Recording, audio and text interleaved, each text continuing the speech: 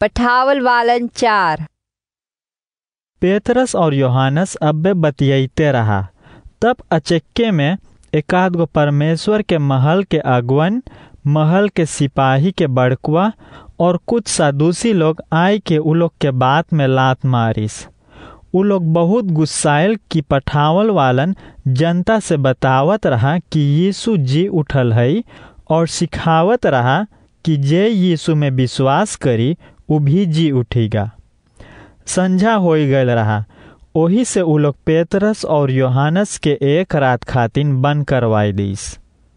बाकी जनता में से ढेर लोग उ लोग के प्रचार सुन के यीशु में विश्वास करे लगल। ओही रोज लगभग 5000 मनई विश्वासी हो गईल, औरत लड़कन छोड़ के।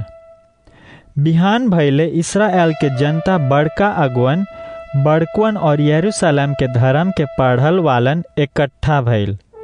उस सभा में सबसे बड़का अगुआ आनस और ओकर पलवार लोग कयाफास, योहानस और अलेक्सांदर भी रहा। तब उस पठावल वालन के बोलवाई के पूछिस, तू लोग केकर शक्ति की तो केकर नाम से ई काम कर ले? उस समय पर पेतरस पवित्र आत्मा से भर गईल और ऊ बोलिस कि इस्राएल के जनता के बड़कोन सुनो, हम लोग एगो बेमरिया के भलाई करे के कारण कबुलावल जायला कि उ कैसे अच्छा भयल है। तू लोग और सब इस्राएल लोगन के चाही जाने के कि आज ई आदमी चंगा होई के तू लोग के आगे खड़ा है नासरत शहर के यीशु क्रिस्त के नाम से। तू लोग ओही यीशु के क्रूस पर मरवाई ढले रहे, बाकी परमेश्वर ओके जी उठाए लीस है। उ जैसे उ ईटा है जौन के विषय में परमेश्वर के पुस्तक में लिखल है कि जौन ईटा घर बनावे वालन छोड़ दीस रहा, उ बात में घर के थामे वाला ईटा भइल। धरती पर खाली एक बचावे वाला देवल गयल है, और उ हम लोग के पाप में से बचाई सके है, ओकर नाम यीशु है। सब कोई देख लीस कि पेतरस और योहानस भोला भाला और न बहुत पढ़ल लिखल मनई रहा। बाकी जब उ लोग सुनिस कैसे उ सब बिना डर से बतिया है, तब बहुत अचंभो भइल और चीन लीस कि उ दोनों यीशु के साथ रहा। और जब उ सब देखिस कि अच्छा करल आदमी पेतरस और योहानस लगे खड़ा है, तब उ सब के बात पर जवाब न दे पाइस। तब उ सब उ दोनों के बोलिस बहरे जाई के और अपने में सोच विचार करे लगल। बोलिस, हम लोग ये आदमी लोग से का कर सकीला? यरूशलेम में सब कोई जाने है कि उ लोग एक अचंभो काम करिस है, और हम लोग अपने देखली है। बाकी ई बात फैले से पहले हम लोग के चाही उ सब के खूब डांटे के और बोले के कि मिनाही है कोई से ई नाम के विषय में बतियाए के। तब सभा वालन उ सब के भीतर बोलवाइस और मिनाही करिस यीशु के नाम के विषय में बतियाई के और ओकर नाम में प्रचार करे के। बाकी पेतरस और योहानस बोलिस कि तू लोग अपने विचार कर, कैसे हम लोग परमेश्वर के बात छोड़ के तू लोग के बात सुन सकीला? हम लोग मुंह ना बंद कर सकीला। सब चीज के विषय में जौन देखली और सुनली है, जब हम लोग यीशु के संगे रहिली। तब बड़कन उ सब के फिन से और डेढ़वाइस, बाकी तब बहुत छोड़ दीस। उ सब न जानिस कैसे चाही सजा देवे के। सब जनता तो मिल के परमेश्वर के आदर करत रहा, उ चीज के विषय में जौन अब्बे भइल रहा। उ आदमी जौन अच्छा हो गईल रहा, उ 40 बरिस से ऊपर रहा। जैसे पेतरस और योहानस छूटल, तैसे उ सब विश्वासी भाई बहन के पास लौट के गईल और बताइस बड़का अगुवन और बड़कुअन का बोलिस रहा।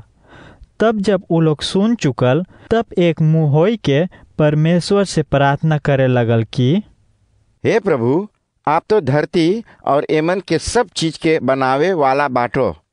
हम लोग के बाप दादा दावीद तोर सेवक रहा, और उ तोर पवित्र आत्मा द्वारा बोलिस रहा कि दुनिया के जाति काहे खातिन हरदम उपद्र करे है। उ सब खाली खराब विचार करे है, चाहे कुछ न कर पावे है। दुनिया भर के राजा और उ सब के बड़कवन एक होई के प्रभु परमेश्वर और ओकर क्रिस्त से मांगे है लड़ाई करे। ऐसे ही भी यरूशलेम शहर में भइल है। यहाँ पर तो राजा हेरोदस, लाट पोंतियस पिलातस, दूसर जात लोग और भी इस्राएल के जाति लोगन सब तैयार भइल तोर पवित्र सेवक यीशु से लड़ाई करे खातिर। चाहे तू ओके क्रीस बनैले बाटे। उ सब करिस है जैसे आप अगही से आपन बड़का ज्ञान और विचार में धरले रहिले। हे प्रभु, अब हम लोग प्रार्थना करीला कि आप उ सब के खराब विचार ख्याल कर और हम लोग के सहायता दे तोर बात बेडर से बतावे के, बेमरियन के अच्छा करी हो और आपके पवित्र सेवक यीशु के नाम से अचंभो और बड़का काम करवाओ। तब प्रार्थना करते में हुआ के जमीन हिले लगल और वही लागे उ सब पवित्र आत्मा से भर गई। तब उ लोग परमेश्वर के खुश खबर बेडर से प्रचार करे लगल।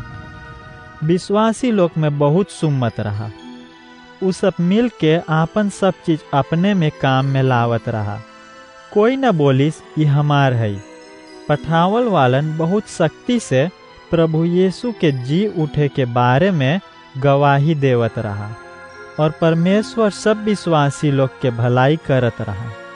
उ लोग में कोई के कुछ न कमती रहा और जे के खेत की तो घर रहा उ बेच के पैसा पठावल वालन के सौंप देवत रहा।